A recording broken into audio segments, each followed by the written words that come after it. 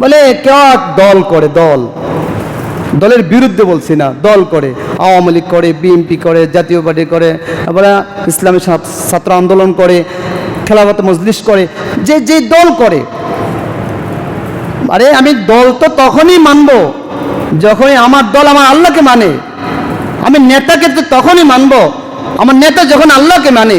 যে নেতা আল্লাহকে মানবে না আমি কেন তাকে মানব? যে দলের প্রধান যে সে আল্লাহকে মানে না, আমি কেন সে দলের সাপোর্টে যাব? তো বলতেছে এই কথাই যে আমি আল্লাহ তাআলা তোমাদেরকে সব নেয়ামতে ডুবিয়ে রাখলাম, সব নেয়ামতে ভরপুর করে দিলাম, আর তুমি নাকি কথা শুনতেছ আমার গোলামের। আমি আল্লাহর সৃষ্টি জীবের কথা তুমি শুনতেছ। এই জন্য দেখেন মানুষের হুকুমে মানুষকে শেষ করে দেয়, অথচ আল্লাহ তাআলা বলছেন ওয়ালা তাকতুলু নাফসাল্লাতী হারামাল্লাহু ইল্লা বিল হক। আল্লাহ তাআলা যাকে হত্যা করতে নিষেধ করেছেন তুমি তাকে হত্যা করো না অন্যায়ভাবে। আল্লাহ তাআলা যাকে হত্যা করতে নিষেধ করেছেন তুমি তাকে হত্যা করো না। কিন্তু এখন আমি দলের অনুসরণ করতে গিয়ে বলে দল নেতা আমাকে বলতেছে তাকে হত্যা করো, তো আমি দলের পক্ষপাতিত্ব করতে গিয়ে তাকে খুন করে দিলাম। এখানে কার গোলামি হলো? আল্লাহর গোলামি না মানুষের গোলামি? মানুষের গোলামি। তো আল্লাহ তাআলা বলেন তো আল্লাহ তাআলার ইবাদত করো, এই ইবাদতের মধ্যে অন্য কাউকে অংশীদার সাব্যস্ত করো। অপমানকর মৃত্যু থেকে সে মুক্তি পায়। কি মৃত্যু থেকে? অপমানকর মৃত্যু থেকে সে মুক্তি পায়। কি করলে? কে চায় আমার মৃত্যুটা অপমান অবস্থায় হয়? সবচেয়ে বড় অপমানকর মৃত্যু হলো ওই ব্যক্তির মৃত্যু যে ঈমান হারা হয়ে মরে। এ হলো সবচেয়ে বড় অপমানকর মৃত্যু। মানে একজন ঈমানদার যদি কেউ ধরে সবার মাঝে তাকে শুলিতে চড়ায় মৃত্যু দেয়, এটা কি অপমানকর মৃত্যু?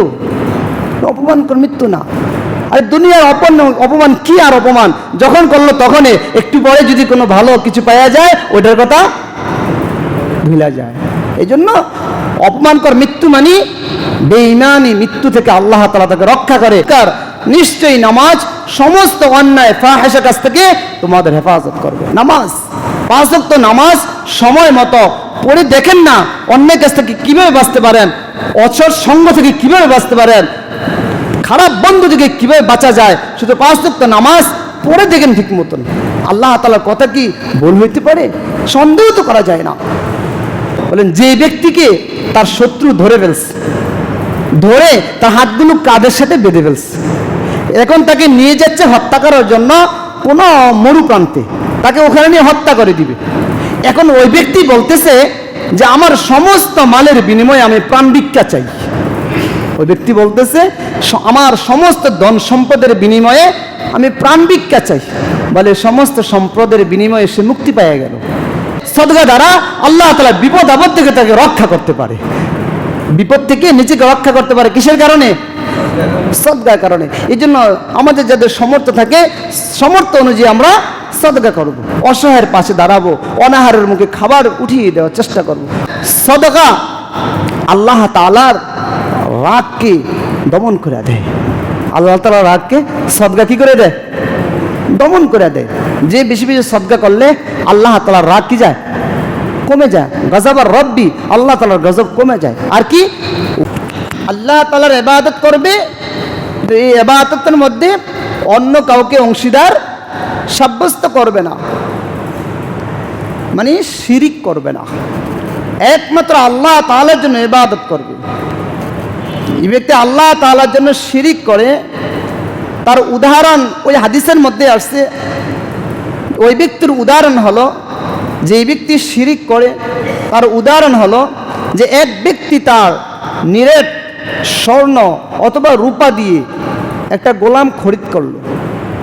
গোলাম ক্রয় করে সে বাড়িতে এনে বলল এটা হলো আমার বাড়ি আর এই হলো আমার কাজ, তোমাকে আমার বাড়ি চিনিয়ে দিলাম, আমার কাজগুলো বুঝিয়ে দিলাম, তোমার দায়িত্ব হলো কাজ সেরে আমাকে আমার প্রাপ্য বুঝিয়ে দিবে।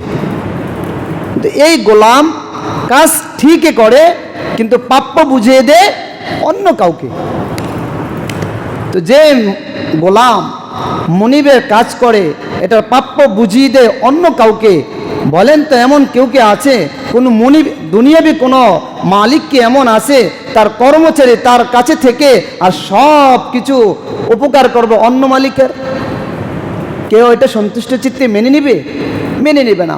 মুশরিকের ব্যাপারে আল্লাহ তাআলা এটাই বলেন, আরে আমি তোমাকে দুনিয়াতে তোমার চাওয়া ছাড়া এত শত নিয়ামত তোমাকে আমি দিয়েছি, এত কিছু দেওয়ার পরেও আমি আল্লাহর কুদরতি পায়ে তুমি সেজদা দাও না, আমি আল্লাহ তাআলার গোলামি তুমি করো না, তুমি চাও না, এমন নিয়ামত আমি তোমাকে দিয়েছি, তোমার শরীরের মধ্যে কত দামি দামি জিনিস আমি দিয়েছি যেগুলো টাকা দিয়েও কিনে পাওয়া যায় না, আর আমার জমিনের মধ্যে থেকে আমার নিয়ামত ভোগ করে আর তুমি উপকার করতেছ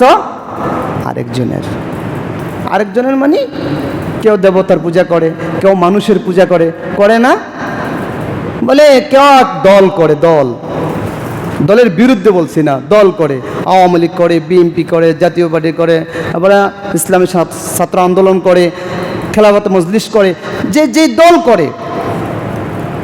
আরে আমি দল তো তখনই মানব যখনই আমার দল আমার আল্লাহকে মানে। আমি নেতাকে তো তখনই মানব আমার নেতা যখন আল্লাহকে মানে। যে নেতা আল্লাহকে মানবে না আমি কেন তাকে মানব? যে দলের প্রধান যে সে আল্লাহকে মানে না, আমি কেন সে দলের সাপোর্টে যাব? তো বলতেছে এই কথাই যে আমি আল্লাহ তাআলা তোমাদেরকে সব নেয়ামতে ডুবিয়ে রাখলাম, সব নেয়ামতে ভরপুর করে দিলাম, আর তুমি নাকি কথা শুনতেছ আমার গোলামের। আমি আল্লাহর সৃষ্টি জীবের কথা তুমি শুনতেছ। এই জন্য দেখেন মানুষের হুকুমে মানুষকে শেষ করে দেয়, অথচ আল্লাহ তাআলা বলছেন ওয়ালা তাকতুলু নাফসাল্লাতী হারামাল্লাহু ইল্লা বিল হক। আল্লাহ তাআলা যাকে হত্যা করতে নিষেধ করেছেন তুমি তাকে হত্যা করো না অন্যায়ভাবে। আল্লাহ তাআলা যাকে হত্যা করতে নিষেধ করেছেন তুমি তাকে হত্যা করো না। কিন্তু এখন আমি দলের অনুসরণ করতে গিয়ে বলে দল নেতা আমাকে বলতেছে তাকে হত্যা করো, তো আমি দলের পক্ষপাতিত্ব করতে গিয়ে তাকে খুন করে দিলাম। এখানে কার গোলামি হলো? আল্লাহর গোলামি না মানুষের গোলামি? মানুষের গোলামি। তো আল্লাহ তাআলা বলেন তো আল্লাহ তাআলার ইবাদত করো, এই ইবাদতের মধ্যে অন্য কাউকে অংশীদার সাব্যস্ত করো না। 2 নম্বরে হযরত ইয়াহইয়া আলাইহিস সালাম বলেন 2 নম্বর আমাকে নির্দেশ করা হয়েছে যে নামাজ আদায় করা। তোমরা নামাজ আদায় করো, কারণ নামাজ সমস্ত ইবাদতের মূল। নামাজ সমস্ত ইবাদতের মূল। বলে নামাজ ইবাদত করবে, বলে যতক্ষণ পর্যন্ত তুমি নামাজে থাকবে ততক্ষণ পর্যন্ত আল্লাহ তাআলার রহমতের দৃষ্টি তোমার দিকে থাকে, যতক্ষণ পর্যন্ত তুমি নামাজের মধ্যে এদিক সেদিক না তাকাও। আছে না অনেক মুসল্লি নামাজে দাঁড়াইছে, নামাজ দাঁড়ায় এদিকে তাকায় ওদিকে তাকায়, সব দিকে তাকানো ঠিক আছে, নামাজও পড়তেছে। এই হাদিসের মধ্যে আসছে আল্লাহ তাআলা তোমার দিকে ততক্ষণ পর্যন্ত তাকায় থাকে যতক্ষণ পর্যন্ত তুমি নামাজের মধ্যে এদিক সেদিক না তাকাও। বলেন তো আল্লাহর সামনে দাঁড়াইছি, আল্লাহ তাআলা আমার দিকে তাকায় আছেন, আমি যদি অন্য দিকে তাকায় দেখ আল্লাহ কি সন্তুষ্ট হবেন না বেজার হবেন? বেজার হবেন না। তো আল্লাহ তাআলা ওই ব্যক্তি থেকে চেহারা ফিরিয়ে নেয় যে নামাজের মধ্যে এদিক সেদিক তাকায়। এই আমলটা আসেনি কারো কারো ভিতরে? যদি না থাকে আলহামদুলিল্লাহ, আর যদি থাকে তাহলে পরিবর্তন করে নেব। নামাজের মধ্যে সুন্নত হলো দাঁড়ানো অবস্থায় চেহারা থাকবে কোন জায়গায়? বলেন না, দৃষ্টি কোন জায়গায় থাকবে? সিজদার জায়গায়। এখন আমি যদি ডানে তাকাই বামে তাকাই তো সুন্নতের খেলাফ হলো। আশরাফ আলী থানভী রহমতুল্লাহ আলাইহি তার কিতাবের মধ্যে একটা মালফুজাত আছে যে এক আল্লাহর ওলি, এত এমন ওলি চর্মচক্ষু বন্ধ করলে অন্তর্চক্ষু খোলা যায়। সুবহানাল্লাহ। চর্মচক্ষু বন্ধ করলে অন্তর্চক্ষু কি যায়? খুলে যায়। এরা যে আমল করে, আমল করার পরে যদি মোরাকাবা করে এই আমলের বিনিময়ে আল্লাহ তাআলা আমাকে কি দিবেন তারা মোরাকাবার মধ্যে দেখতে পায়। তো এক আল্লাহর ওলি তিনি বলেন কত আমল তো করি, আজকে 2 রাকাত নামাজ একমাত্র আল্লাহর জন্য পড়ব, নামাজের মধ্যে কোনো দিকে খেয়াল নিব না, একমাত্র আল্লাহর ধ্যান নিয়েই 2 রাকাত নামাজ পড়ব। নামাজ শেষে মোরাকাবা করে দেখব যে এই 2 রাকাত নামাজের বিনিময়ে আল্লাহ তাআলা আমাকে কি দান করেন। তিনি নামাজে দাঁড়াইলেন, নামাজ দাঁড়াইয়া চোখ বন্ধ করে লাইছেন, কারণ চোখ খোলা থাকলে তো যা নামাজের কত ফুল আছে ওদিকে নজর যাইব, কে বানাইলো, কারা বানাইলো, ওদিকে খেয়াল চলে যাবে। শয়তান তো একজন আসেই, আবার এদিক সেদিক নজর চলে যেতে পারে, এটা আইসিসে কত কিছু আছে, নজর যাবে গা। এই জন্য তিনি কি করলেন, কথা কি আওয়াজ শোনা যাচ্ছে? উনি কি করলেন, চোখ বন্ধ করে নামাজ পড়লেন, যেন এই 2 রাকাত নামাজ একমাত্র কার জন্য হয়, আল্লাহর জন্য হয়। সুন্দরভাবে তারতিলের সাথে সুন্নত অনুযায়ী কি করলেন, 2 রাকাত নামাজ শেষ করলেন। নামাজ শেষে তিনি মুরাকাবায় বসলেন। মুরাকাবায় বসে দেখতেছেন ওনার সামনে একজন হুর উপস্থিত, জান্নাতের হুর, বলেন না সুবহানাল্লাহ। জান্নাতের হুর মানে এই 2 রাকাত নামাজের বিনিময়ে আল্লাহ তাআলা তাকে কি দান করলেন, একটা হুর, জান্নাতের একটা হুর। তিনি দেখলেন মাথা থেকে পা পর্যন্ত পুরাটা দেখলেন, খুব সুন্দর। আর হুর তো নূরের তৈরি, জান্নাতি হুর। তো তিনি খুশি হয়ে গেলেন, কিন্তু দেখলেন সব ঠিক আছে, চক্ষু 2টা নাই। আপনি ছেলেকে বিবাহ করাইবেন, মেয়ে তালাশ করতেছেন, সম্পদ আছে, বাড়ি আছে, গাড়ি আছে, সব আছে, সুন্দরের অভাব নাই, বংশেরও কোনো কমতি নাই, সব ঠিক আছে, মেয়েটার কি নাই? সুস্থ মস্তিষ্ক বাবা কি ছেলের জন্য মেয়েটা গ্রহণ করবেন? করবেন না। তো এই যে আল্লাহর ওলি, উনি তো হুর দিকে তো খুশি হয়ে গেলেন, সুন্দর সব দেখলেন, কিন্তু দেখলেন 2 কি নাই, চোখ নেই। বলেন একটু খারাপ লাগবে না? একটু খারাপ লাগছে। মুরাকাবা ভেঙে গেল, ভেঙে দিলেন। মুরাকাবা ভেঙে ওনার ওস্তাদের কাছে গেলেন, উনি আরো বড় ওলি। ওনার কাছে যে বলতেছেন, হযরত গতকালকে একটা ঘটনা ঘটছে। বলে কি ঘটনা? বলে এই ঘটনা। যখন এই বৃত্তান্ত বলছে, তখন তিনি বলতেছেন, তুমি কি নামাজে চোখ বন্ধ করে নামাজ পড়ছিলা? বলে হ্যাঁ। বলে একমাত্র আল্লাহর জন্য যেন 2 রাকাত নামাজ হয়, এর জন্য আমি চক্ষুকে বন্ধ করে নিয়েছিলাম, একাগ্রতার জন্য। তখন এই অবস্থা হয়েছে। তখন আল্লাহর ওলি বলেন, এই যে চোখ বন্ধ করে নামাজের মধ্যে চোখ বন্ধ করে নামাজ পড়লে সুন্নতের খেলাফ। সুন্নতের কি? সুন্নতের খেলাফ। এই জন্য তো দাঁড়ানো অবস্থায় দৃষ্টি কোন জায়গায় রাখা সুন্নত? সিজদার জায়গায়। বলে তুমি একটা সুন্নতের খেলাফ করছো, এর জন্য হুরের একটা অঙ্গ দেওয়া হয় নাই। এজন্য আমাদের আমলগুলো, আল্লাহ তাআলার হুকুমগুলো যখন সুন্নত অনুযায়ী করব, তো আল্লাহ তাআলার বড় বড় নিয়ামত আমার আপনার জন্য অপেক্ষা করতেছে। তো বলতেছিলাম 2 নম্বর উপদেশ বা 2 নম্বর হুকুম আল্লাহ তাআলার পক্ষ থেকে ইয়াহইয়া আলাইহিস সালামের কাছে, তিনি তার বনি ইসরাইলের উম্মতদেরকে বলতেছেন যে 2 নম্বর হুকুম হলো নামাজ কায়েম করা, অর্থাৎ নামাজ আদায় করা। ও আমারাকুম বিসসালাহ, আল্লাহ তাআলা তোমাদেরকে নামাজের নির্দেশ দিলেন। ইন্নাস সালাতা তানহা আনিল ফাহশাই ওয়াল মুনকার, নিশ্চয়ই নামাজ সমস্ত অন্যায় ফাহিশা কাজ থেকে তোমাদের হেফাজত করবে। নামাজ 5 ওয়াক্ত নামাজ সময় মতো পড়ে দেখেন না, অন্যায় কাজ থেকে কিভাবে বাঁচতে পারেন, অসৎ সঙ্গ থেকে কিভাবে বাঁচতে পারেন, খারাপ বন্ধু থেকে কিভাবে বাঁচা যায়। শুধু 5 ওয়াক্ত নামাজ পড়ে দেখেন ঠিক মতন। আল্লাহ তাআলার কথা কি ভুল হইতে পারে? সন্দেহ তো করা যায় না। এই জন্য নামাজ সুন্দর মতন পড়া, সুন্দর মতন 5 ওয়াক্ত নামাজ পড়া। 3 নম্বর হলো রোজা। এই রোজাকে উদাহরণ দিচ্ছেন ওই ব্যক্তির মতো যে ব্যক্তি কস্তুরি ভরা একটা ব্যাগ বা থলে, কস্তুরি মেশক, আমার কস্তুরি সাথে নিয়ে একটা দল মানুষের ভিতরে হাঁটতেছে। বলেন তো, যে ব্যক্তির কাছে কস্তুরির থলে আছে, এই কস্তুরির ঘ্রাণ কি সবাই পাচ্ছে না? একজনের হাতের মধ্যে যদি আতর লাগায় যদি 5-6 জনের সামনে দিয়ে হাঁটে, তাহলে এই ঘ্রাণটাকে সবাই পাবে না? তো যে ব্যক্তি ব্যাগ ভর্তি, থলে ভর্তি কস্তুরি নিয়ে মানুষের মাঝে হাঁটতেছে, তার কস্তুরির ঘ্রাণ কি সবাই পাচ্ছে না? সবাই পাচ্ছে।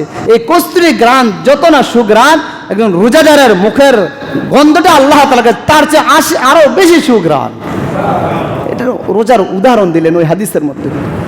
এরপরে বলেন যে রাসূল সাল্লাল্লাহু আলাইহি ওয়াসাল্লাম as-সাদাকাহ ওয়া আমারাকুম বিস-সাদাকাহ, আল্লাহ তাআলা তোমাদেরকে সদকা করার জন্য নির্দেশ করেছেন, দান সদকা করা। 4 নম্বর দান সদকা করা। এই দান সদকার ব্যাপারে উদাহরণ দিয়েছেন, দান সদকা কার মতো? বলে দান সদকা ওই ব্যক্তির মতো, বলেন যে ব্যক্তিকে তার শত্রু ধরে ফেলছে, ধরে তার হাতগুলো কাঁধের সাথে বেঁধে ফেলছে, এখন তাকে নিয়ে যাচ্ছে হত্যা করার জন্য কোনো মরু প্রান্তে, তাকে ওখানে নিয়ে হত্যা করে দিবে। এখন ওই ব্যক্তি বলতেছে যে আমার সমস্ত মালের বিনিময়ে আমি প্রাণ ভিক্ষা চাই, ওই ব্যক্তি বলতেছে আমার সমস্ত ধন সম্পদের বিনিময়ে আমি প্রাণ ভিক্ষা চাই। বলে সমস্ত সম্পদের বিনিময়ে সে মুক্তি পেয়ে গেল। যেরকম বলে সদকা দ্বারা বলে সে মুক্তি পেতে পারে, আল্লাহ তাআলার জাহান্নামের আগুন থেকে বাঁচতে পারে। সদকা দ্বারা আল্লাহ তাআলা বিপদ আপদ থেকে তাকে রক্ষা করতে পারে, বিপদ থেকে নিজেকে রক্ষা করতে পারে। কিসের কারণে? সদকার কারণে। এই জন্য আমাদের যাদের সামর্থ্য থাকে, সামর্থ্য অনুযায়ী আমরা সদকা করব, অসহায়ের পাশে দাঁড়াবো, অনাহারের মুখে খাবার উঠিয়ে দেওয়ার চেষ্টা করব। অন্য হাদিসে রাসূল সাল্লাল্লাহু আলাইহি সাল্লাম বলেন যে ইন্না সাদাকাতা লা তুতফিউ গাযাবার রাব্বি ওয়া তাদফাউ মিতাতাল সু। রাসূলুল্লাহ সাল্লাল্লাহু আলাইহি সাল্লাম বলেন সদকা আল্লাহ তাআলার রাগকে দমন করে দেয়। আল্লাহ তাআলার রাগকে সদকা কি করে দেয়? দমন করে দেয়। যে বেশি বেশি সদকা করলে আল্লাহ তাআলার রাগ কি যায়? কমে যায়। গজবার রব্বি, আল্লাহ তাআলার গজব কমে যায়। আর কি?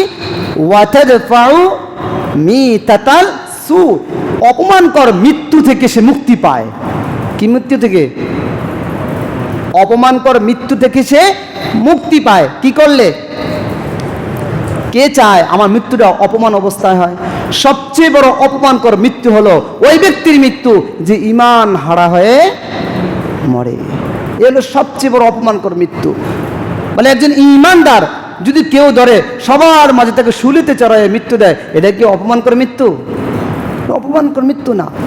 আরে দুনিয়ার অপমান কি আর অপমান? যখন করলো তখনই, একটু পরে যদি কোনো ভালো কিছু পাওয়া যায় ওইটার কথা ভুলা যায়। এই জন্য অপমানকর মৃত্যু মানে বেঈমানি মৃত্যু থেকে আল্লাহ তাআলা তাকে রক্ষা করে। কি করলে? সদকা করলে। কি করলে? সদকা করলে। এই জন্য আমাদের সামর্থ্য অনুযায়ী আমরা কি করব? সদকা করার চেষ্টা করব। 5 নম্বরে বলেন জিক্রুল্লাহ, আল্লাহ তাআলার জিকির করা। কি করা? জিকির করা, বেশি বেশি জিকির করা। এই জিকিরের উদাহরণ দিচ্ছেন ওই ব্যক্তির মতো যে ব্যক্তির পিছনে তার শত্রু তাকে ধাওয়া দিচ্ছে, আর সে দৌড়াচ্ছে আর পিছন দিকে তাকে ধাওয়া দিয়ে তার পিছনে ছুটছে। সামনে গিয়ে একটা সে সুরক্ষিত একটা কক্ষ সে পাইল, সে ওই সুরক্ষিত কক্ষের মধ্যে গিয়ে সে আশ্রয় নিল, সে মুক্তি পেয়ে গেল। যেরকম বলে যে ব্যক্তি আল্লাহ তাআলার জিকির করে, তো আল্লাহ তাআলার যে মানুষের যে একজন দুশমন শয়তানকে আল্লাহ তাআলা লেলিয়ে দিয়ে রাখছেন, বলে যে ব্যক্তি জিকির বেশি বেশি জিকির করবে শয়তানের ধোঁকা থেকে আল্লাহ তাআলা তাকে হেফাজত করবে। কি করলে? জিকির করলে। এক হাদিসে রাসূল সাল্লাল্লাহু আলাইহি সাল্লাম বলেন আরে অন্তর তো জীবিত, আবার অন্তর মৃত। কারো কারো অন্তর থাকে জিন্দা আর কারো কারো অন্তর থাকে কি? মৃত। বলে এটা উদাহরণ কি? বলে যে জিকির করে তার অন্তর থাকে জিন্দা, আর জিকির করে না তার অন্তর থাকে কি? মৃত। এই মরা অন্তর নিয়ে কয়দিন চলা যাইব? এই জন্য জিকির করব, বেশি বেশি কি করব? সবচেয়ে জিকির উত্তম জিকির সুবহানাল্লাহ, আলহামদুলিল্লাহ, লা ইলাহা ইল্লাল্লাহ। এই জিকিরগুলো বেশি বেশি করব। বুখারী শরীফের শেষ হাদিস তো আমরা সবাই জানি। বুখারী শরীফের শেষ হাদিস সুবহানাল্লাহি ওয়া বিহামদিহি সুবহানাল্লাহিল আযীম। হাদিসে রাসূল সাল্লাল্লাহু আলাইহি সাল্লাম বলেন সুবহানাল্লাহি ওয়া বিহামদিহি, এই কালিমাটা সুবহানাল্লাহি ওয়া বিহামদিহি, এই কালিমাটা কেউ যদি দৈনিক 100 বার পাঠ করে খাত্তাত খাতায়াহু হাত্তা জাবাদুল বাহর, যদি তার আমল নামায় সমুদ্র পরিমাণ যদি ফেনা, তার আমল নামায় যদি সমুদ্র ফেনা পরিমাণ যদি গুনাহ থাকে, এই তাসবিহাত আমল করার কারণে তার সমস্ত গুনাহকে আল্লাহ তাআলা মোচন করে দিবেন। এই তাসবিহ কি সহজ না কঠিন? এই জন্য তো রাসূল সাল্লাল্লাহু আলাইহি সাল্লাম বলেছেন, ইমাম বুখারী রাহমাতুল্লাহি আলাইহি তার শেষ হাদিসটা এটা দিয়েই সমাপ্ত করেছেন কিতাবটাকে, যে কালিমাতানে হাবিবাতানে ইলার রহমান খফিফাতানে আলাল লিসান, দুইটা কালিমা আল্লাহ তাআলার কাছে খুবই প্রিয়, জবানে খুবই হালকা। জবানে এত হালকা, এটা ছোট বাচ্চাকে যদি আপনি শেখান সেও শিখতে পারবে। কেন? আরবি অক্ষরের মধ্যে অনেক অনেক অক্ষর আছে যেগুলো উচ্চারণ করতে খুবই কষ্টকর, যেমন হা, কফ। এই যে উচ্চারণগুলো ছোট ছোট বাচ্চারা সাধারণত করতে পারে না। আমরা বয়স যারা হয়ে গেছি তাদেরকেও যদি মাস্ক করাই, দেখা গেছে হা উচ্চারণ করতে পারে না, আফ উচ্চারণ করতে পারে না, আইন উচ্চারণ করতে পারে না, না পারার কারণে খুবই কষ্ট হয়। সুবহানাল্লাহ, আলহামদুলিল্লাহ, সুবহানাল্লাহ ওয়া বিহামদিহি, বলে এই যে শব্দগুলো, এই শব্দগুলোর মধ্যে কঠিন কোনো হরফ নাই, কঠিন উচ্চারিত কোনো হরফ নাই। এজন্য রাসূল বলেন খাফিফাতান আলাল লিসান, জবানে খুবই হালকা, জবানে খুবই হালকা, কিন্তু সাকিলাতান ফিল মিজান, হাসরের ময়দানে যে আমলনামা নিক্ত পাল্লা দাড়ি পাল্লা কায়েম করবে, এই দুইটা কালিমা একটা কাগজের টুকরায় যদি করে ওই আমলনামা রাখা হয়, একটা হলো নেকের পাল্লা আর একটা হলো বদের পাল্লা, দেখা গেছে আমার নেকের পাল্লা হয়ে গেছে হালকা আর বদের পাল্লা হয়ে গেছে ভারী। বলে এই যে তাসবিহ পালন করার কারণে এটা জমা হয়ে আছে এক জায়গায়, বলে রাসূল সাল্লাল্লাহু আলাইহি সাল্লামের হুকুমে তার ওই তাসবিহটা কি করা হবে, তার নেকের পাল্লা যেটা হালকা হয়ে আছে ওই আমলনামা যখন দেওয়া হবে তখন দেখা যাবে সাকিলাতান ফিল মিজান, ওই মিজানের দাড়ি পাল্লা খুবই ভারী হয়ে যাবে। সুবহানাল্লাহ, কালিমাটা কি? সুবহানাল্লাহি ওয়া বিহামদিহি সুবহানাল্লাহিল আযীম। করব তো আমরা ইনশাআল্লাহ, বেশি বেশি জিকির করার চেষ্টা করব, হাঁটতেছি জবানে জিকির রাখবো। হাদিসে আছে না, যে ব্যক্তি বলে জিকির দিয়ে তার জিহ্বাকে তরুতাজা রাখে, হাসরের ময়দানে সে হাসতে হাসতে জান্নাতে চলে যাবে। ওই সময় বোঝা যাবে কে দামি আর কে বেদামি, দুনিয়ার কার চেয়ার কত বড়, কার গদিটা কত শাহেনশাহ, কার পদবি কত বেশি আছে, কার ক্ষমতা কত বেশি আছে, কার অর্থের ক্ষমতা, কার জনশক্তি, কার গোষ্ঠী শক্তি, বলে এই শক্তি ওখানে দেখা যাবে। হিসাব কোন জায়গায় হবে? হাসরের ময়দানে। দুনিয়ার হিসাব তো অল্প সময়ের জন্য, টাকা টুকা দিলে ফাঁকফুক করে দিয়ে বাঁচা যায়, কি করা যায়? বাঁচা যায়, কিন্তু হাসরের ময়দানে বাঁচার কোনো উপায় নাই। কিরামান কাতিবিনা ইয়ালামুনা মা তাফআলুন, কিরামান কাতিবিনা ইয়ালামুনা মা তাফআলুন, তোমরা যা করো সব লিপিবদ্ধ করা হচ্ছে, সব লেখা হচ্ছে। ঘুমাচ্ছে তো লেখা হচ্ছে, বলে ঘুমালে কি লেখে? প্রশ্ন হয় না, ঘুমায় তারাও লেখে, কি লেখে? আমরা ঘুমাই, ফেরেশতারা ঘুমায়, এরাও লেখে, কি লেখে? বলে যে বান্দাটা আমল করতে করতে ঘুমাইলো, যে ব্যক্তিটা আমল করতে করতে ঘুমালো, যতক্ষণ সে ঘুমাবে পুরাটা ঘুম বলে সে নেকের আমল নামার মধ্যে শুধু নেক লেখা হইতে থাকে, লেখা হইতে লেখা হইতে। এর বিপরীতে যে ব্যক্তি গুনাহগার চালু দিয়ে ঘুমাইলো, ও বন্ধু যুবকরা কানের মধ্যে কি যে ইয়ারফোন না কি যেন দিয়ে রাখো, এরপরে নিশ্চিন্তে ঘুমাইতে থাকো। হয়তো কোনো গান লাগাই রাখছো, কোরআন তেলাওয়াত লাগাই তোর কেউ ঘুমায় না, ঘুমায় বলে কান যদি ক্ষতি হয়ে যায়, গান শুনলে নাকি কান ক্ষতি হয় না, কোরআন তেলাওয়াত শুনলে কান ক্ষতি হয়ে যাবে। তো গান শুনতে শুনতে যুবক ঘুমায় যাচ্ছে। আল্লাহ না করে যে ঘুমটা যদি শেষ ঘুম হয়ে যায়, এই ঘুমটাই যদি শেষ ঘুম হয়ে যায় কি জবাব দিবে? এই জন্য তো বলছে শেষ আমলেই কি তার ধর্তব্য হবে, শেষ আমল শেষে একবার সর্বশেষ মৃত্যুর আগে কোন আমলটা করে সে মারা গেছে এটার উপর বিচার করলেই যথেষ্ট, এটাই তার বিচার হবে। সর্বশেষ আমল কি আমল করে মারা গেছে। এই জন্য তো দোস্ত বলা হয় প্রত্যেকটা আমলকে জীবনের শেষ আমল মনে করা, প্রত্যেকটা কথাকে জীবনের শেষ কথা মনে করা, প্রত্যেকটা কদমকে শেষ কদম মনে করা, প্রত্যেকটা আপনার চিন্তাকে শেষ চিন্তা মনে করা। প্রত্যেকটা কাজ, নামাজে দাঁড়াইছেন বলে এটা জীবনের শেষ নামাজ, এই কল্পনা অন্তর আনতেই হবে। সেজদায় গেছেন, কল্পনা থাকতেই হবে জীবনের শেষ সেজদা। এই জন্য দুনিয়ার কাজ করি আর আখিরাতের কাজ করি, যেই কাজে করি না কেন মনে করবো আমার জীবনের শেষ কাজ। তাহলে গুনার কাজ হইলেও কমপক্ষে বিবেকে বাধা দিবে। আর এই কাজের পরে যদি মৃত্যু হয়, যদি গুনার কাজ করি আর মনে করি জীবনের কি কাজ শেষ কাজ, আর এই কাজের পরে যদি মৃত্যু হয় তাহলে হিসাবটা তো এই আমলের উপর হবে। তাহলে বিবেক কি দিবে? নাড়া দিবে। যেহেতু মুসলমান ঈমান আনছি, আল্লাহ তাআলা আমাদেরকে বুঝে আমল করার তৌফিক দান করুক। তিনটা শেষ, আমার আলোচনা শেষ। বলে তিনটা গুণ যে অর্জন করতে পারবে, তিনটা সিফত যে অর্জন করতে পারে সে সফলতা অর্জন করতে পারবে। বলেন কয়টা গুণ? কয়টা গুণ?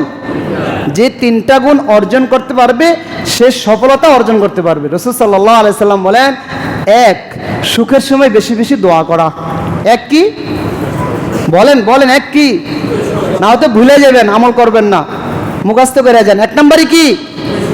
সুখের সময় বেশি বেশি দোয়া করা। বিপদে পড়লে তো অনিচ্ছায় দোয়া আসে, বিপদে পড়লে অনিচ্ছায় দোয়া আসে, আর সুখে থাকলে তো আল্লাহর কথা মনে থাকে না। বলে আমার দুনিয়াবি ব্যস্ততা থাকার কারণে আল্লাহর কুদরতি পায়ে সেজদা দিতে পারি না, কেন আমি তো সুখে আছি। সুখের সময় তো বন্ধুরও প্রয়োজন লাগে না, বিপদে বললে না কারে ডাকে? তো মুসলমানদের সবচেয়ে বড় বন্ধুকে আল্লাহ। তো এই জন্য রাসূল সাল্লাল্লাহু আলাইহি সাল্লাম বলেন সুখের সময় বেশি বেশি কি করবে? দোয়া করবে, যেটা সাধারণত আমাদের দ্বারা হয় না। আর দোয়াও মুখুল ইবাদা, আর দোয়াও হুয়াল ইবাদা। রাসূল সাল্লাল্লাহু আলাইহি সাল্লাম বলেন দোয়া হলো সমস্ত ইবাদতের মগজ। আর যার মগজ ঠিক আছে তার ইবাদত ঠিক আছে, যার মগজ ঠিক নাই তাকে আমরা মানুষও বলি না, বলি পাগল। এই জন্য দোয়া বলে হুজুরকে হাত তুলে দোয়া, হাত তোলা তুললেন, আর হাত তোলা হলে বিনয়ী প্রকাশ পায়। কি পায়? একটা আপনি কিছু চাইবেন কারো কাছে, প্রয়োজনীয় জিনিস, এখন আপনি ভাই আমাকে দেন 1000 টাকা ধার দেন, এটাকে চাওয়ার ভাব হইল? মনে আপনি ধমক দিলেন না? তো কোনো ভিক্ষুক যদি কারো কাছে চায় সে কি হইতে হয়? বিনয়ী হইতে হয়, বিনয়ী হইতে হয়। তো আমরা চাচ্ছি কার কাছে? সাধারণত দুনিয়া একটা মানুষ তাকে যে দ্বারা সৃষ্টি করা হয়েছে, আমাকেও তা দ্বারাই সৃষ্টি করা হয়েছে। হয়তো তাকে দুনিয়াবি অর্থ একটু বেশি দেওয়া আছে আর আমাকে একটু কম দিছে, এই জন্য আমি অসহায় তার কাছে হাত পাতলাম, তাই না? আমরা মানুষগতভাবে একই, কিন্তু আর্থিক কম বেশ হওয়ার কারণে তার কাছে হাত পাতলাম। তো তার কাছে হাত পাতলাম মানে বিনয়ী প্রকাশ করলাম, আমাকে কিছু দেন, কিছু দেন, বিনয়ী। তো সে আল্লাহ, রাজা দিরাজ আল্লাহ, আল্লাহ তাআলা খালেক মালিক, ও আল্লাহ তাআলার কাছে আমি চাচ্ছি, তো আল্লাহ তাআলার কাছে বিনয়ীভাবে চেতে হবে না? ওই জন্যই হাত উঠালে কি প্রকাশ পায়? বিনয়ী প্রকাশ পায়। তো বলতেছিলাম সুখের সময় বেশি বেশি কি করা? দোয়া করা। আর 2 নাম্বার বিপদে সবর করা, বিপদে সবর করা। এই জিনিসটা আমাদের মাঝে বেশি নেই, এজন্য রাসূল বলছেন বিপদে সবর করো, কারণ বিপদে আমরা ধৈর্য হারা হয়ে যাই। কি হারা হয়ে যাই? বলে আমাদের চেষ্টা শেষ যেখানে, আল্লাহ তাআলা নুসরত সেখান থেকে শুরু হয়, সেখান থেকে শুরু হয়। তো দেখে গেছে আমার একটা প্রয়োজন, এই প্রয়োজনটা চাইতে চাইতে 5 বছর হয়ে গেছে, একটা চাকরি দরকার, বলে চাইতে চাইতে 10 বছর চাইতেছে, আল্লাহ দেয় না, আল্লাহ দেয় না। তো বলে দেয় না কেন? তোমার এখন প্রয়োজন নেই, এই জন্য আল্লাহ দেয় না। যখন তোমার প্রয়োজন হবে আল্লাহ তাআলা মওকা খুলে দিবে, আল্লাহ তাআলা সুযোগ করে দিবেন। এই জন্য কি করা? ধৈর্য ধরা। কি করা? ধৈর্য ধরা। যত বিপদ হোক, বিপদের সময় কি করা? ধৈর্য ধারণ করা। আর 3 নম্বরে আল্লাহ তাআলার ফয়সালাকে সন্তুষ্ট চিত্তে মেনে নেওয়া। এটা আমরা পারি না, পারি না। দরকার ছেলে, হয়ে গেছে মেয়ে, মানে আমার চাওয়া হলো একটা ছেলে দরকার। কি দরকার? ছেলে দরকার। হয়ে গেছে কি? মেয়ে। এই আল্লাহ হ্যাঁ করে ছেলে দেয় আর আমাকে দেয় না, হয় না? এটা কি ধৈর্য হইলো নাকি অধৈর্যের প্রমাণ হইল? আল্লাহ তাআলার উপর কোনো এরকম অভিযোগমূলক কোনো কথা না বলা, ঈমান চলে যাবে। কি চলে যাবে? ঈমান চলে যাবে। কারণ আল্লাহ তাআলা আমাদেরকে সৃষ্টি করেছেন, আমাদের কখন কি প্রয়োজন, কোন জিনিসটা আমার দ্বারা প্রয়োজন, কোন জিনিসটা আমার উপকারে আসবে আখিরাতে দুনিয়ায়, আল্লাহ তাআলা বুঝে দেন। আমি বুঝি না, আমি বুঝি না। আল্লাহ তাআলা আমাদেরকে বুঝবার তৌফিক দান করুন। এই ছোট ছোট যে কথাগুলো বলা হলো, আল্লাহ তাআলা আমাদের সকলকে কথাগুলোর উপর আমল করার